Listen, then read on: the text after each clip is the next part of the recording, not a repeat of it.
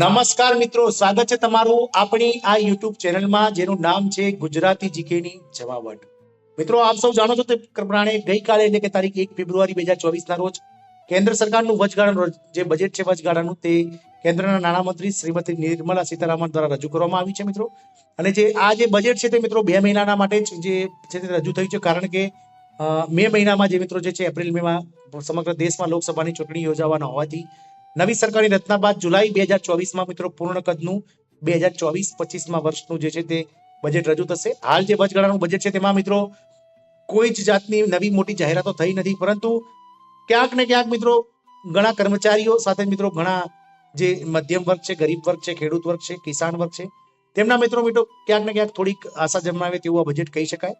અને એના અનુસંધાનમાં જ મિત્રો જે ગવર્મેન્ટ કર્મચારી છે, જે સરકારી નોકરી કરતા કર્મચારી છે, તેમનું ફેમિલી પેન્શનને લઈને મિત્રો જે છે તે ગઈકાલે એક મહત્વની જાહેરાત કરવામાં આવી છે. તો મિત્રો સરકારે ફેમિલી પેન્શનના જે નિયમો છે તેમાં બદલાવ કર્યો છે અને આ નિયમોથી મિત્રો કેન્દ્ર સરકાર અને રાજ્ય સરકારમાં નોકરી કરતી મહિલા કર્મચારીઓને જે છે તે મિત્રો ફાયદો થવાનો છે. મિત્રો વાત કરીએ તો ફેમિલી પેન્શનના શું નિયમો બદલવાનો છે, તો મિત્રો કેન્દ્ર સરકારે કુટુંબ પેન્શનથી સંબંધિત નિયમોમાં મહત્વપૂર્ણ ફેરફાર કર્યા છે. હવે મહિલા કર્મચારીઓ જે કેન્દ્ર સરકાર અને રાજ્ય સરકારમાં નોકરી કરે છે તેઓ તેમના જીવન સંગીને બદલે તેમના પુત્ર અથવા પુત્રીને કુટુંબ પેન્શન માટે નોમિનેટ કરવાની મંજૂરી આપી છે મિત્રો, જે તેમ મહિલાઓને પહેલા મળતી ન હતી. મિત્રો પહેલા જે નોમિનેશન પ્રક્રિયા હતી તેમાં પુરુષ અથવા સ્ત્રી બંને પોતાના જીવન સંગી એટલે કે પતિ અથવા પત્નીનું નામ લખવાનું હતું. ત્યારબાદ કોઈ મિત્રો જો માનસિક રીતે અસ્થિર હોય અથવા તો મિત્રો કમજોર હોય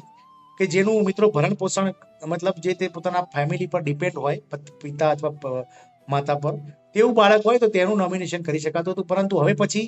જે મહિલા કર્મચારીઓ છે તેમણે ઘણા લાંબા સમયથી મિત્રો સરકાર સામે લડત ઉઠાવી હતી કે ઘણી બધી મહિલાઓ એવી હોય છે કે જેમણે પોતાના પતિથી છૂટાછેડા લઈ લીધા છે અથવા તો પતિ સાથે મિત્રો મતભેદ થવાથી તેઓ અલગ રહી રહ્યા છે, અને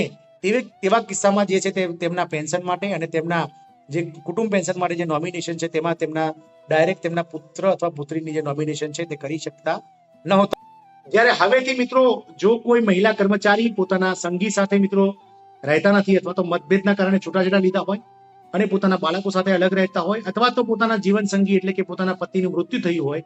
અથવા તો મિત્રો જો જીવન સંગી જે છે તે અયોગ્ય હોય તો તેવા કિસ્સામાં નવા નિયમ મુજબ મિત્રો જે છે તે ગવર્મેન્ટ જે સરકારી મહિલા છે જે નોકરી કરતા તેઓ પોતાના વિશેષ અધિકાર મેળવી અને પોતાના જે અલગ અલગ જે પોતાના કુટુંબ પેન્શન માટે પોતાના બાળકમાંથી જે પુત્ર અથવા પુત્રીને નોમિનેટ કરી શકે છે મિત્રો. આ માટે મિત્રો શું કરવાનું હોય છે, તો મિત્રો આ માટે ફેમિલી પેન્શન માટે જે મહિલા કર્મચારી છે તેમણે મિત્રો લેખિત વિનંતી જરૂરી છે મિત્રો.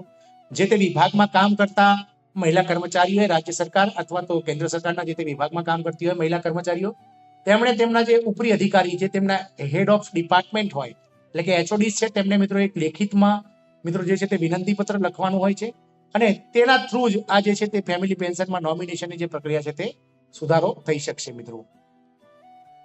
ફેમિલી પેન્શન પર મંત્રીએ શું કહ્યું છે, તો મિત્રો ફેમિલી પેન્શન પર મંત્રીએ કહ્યું છે કે કેન્દ્રીય સિવિલ સર્વિસના નિયમોમાં હવે સુધારો થઈ રહ્યો છે. કેન્દ્રના મંત્રી છે જે જીતેન્દ્રસિંહ તેમણે કહ્યું હતું કે પતિના મૃત્યુ થવાથી કે પેન્શન બદલે પુત્ર અથવા પુત્રીને આપવામાં આવશે પરંતુ પત્નીને નહીં. એ જણાવ્યું હતું કે આ સુધારા વિવાદના સમાધાન સાથે તે પ્રભાવશાળી થશે. સતત મહિલાઓના રક્ષણ અધિનાયકના કાર્યક્રમ, દાદી પ્રતિષ્ઠા અથવા ભારતીય દંડકના કલમ સહિતના એવા કાનૂનો અને મામલામાં આ પરિસ્થિતિઓમાં એકને એક તેમની પસંદગીઓ પર પરિવર્તન કરવામાં આવી રહ્યું છે મિત્રો. આમ મિત્રો આજના જે ખૂબ જ મહત્વના સમાચાર છે કે ફેમિલી પેન્શન જે નિયમો છે તેમાં ફેરફાર થયો છે, જેનેથી સરકારી જે નોકરી કરતી મહિલા કર્મચારીઓ છે તેમને મિત્રો જે છે તે ખૂબ જ ફાયદો થશે મિત્રો. વાત કરીએ આગળ મિત્રો, જો કોઈ સ્ત્રી વિધવા હોય અને તેને કોઈ સંતાન ન હોય તો શું થશે, તો જો સરકાર કર્મચારી મહિલા કર્મચારી વિધવા છે અને તેમનો કોઈ બીજો વિકલ્પ નથી અથવા તો તેઓ કોઈ સંતાન ના હોય તો આવી મહિલાઓ કોઈ પણ તેનો દાવો કરી શકતા નથી. જો કે વિધવા, માસ્તર બાળક અથવા માનસિક અસરથી પીડિત બાળકની સંરક્ષક છે તો તે સમય સુધી તે જે દિવસે પર્યાપ્ત રહેશે તે સમગ્ર પેન્શન વિધવાને ચૂકવવામાં આવશે. એક વખત કે બાળ પ્રૌઢ થાય અને કુટુંબ પેન્શન યોગ્ય બને અને બાળકને સરેરાશ તે ચૂકવવામાં આવશે. એટલે કે જો કોઈ સ્ત્રી છે તે વિધવા હોય અને તેને કોઈ સંતાન ના હોય અને વિધવા હોય અથવા તો તેનું બાળક જે છે તે માનસિક અસરથી પીડિત હોય અથવા તે બાળક તેને સંરક્ષણ હોય તો ત્યાં દિવસ સુધી બાળક મોટો ના થાય ત્યાં સુધી તેને પેન્શન ચૂકવવામાં આવશે. આમાં ફેમિલી પેન્શનને લઈ અને ખૂબ જ મહત્વના મહિલા કર્મચારીઓ માટે સમાચાર હતા, તેના વિશે આજના વિડીયોમાં જાણ્યું. આશા રાખીશું કે મિત્રો ફેમિલી પેન્શનને લગતું જે અપડેટ છે તે તમામ જે ગવર્મેન્ટ કર્મચારી જે મહિલા કર્મચારીઓ છે તેમને ખૂબ જ ગમ્યું હશે. જય હિન્દ, અસ્તુ.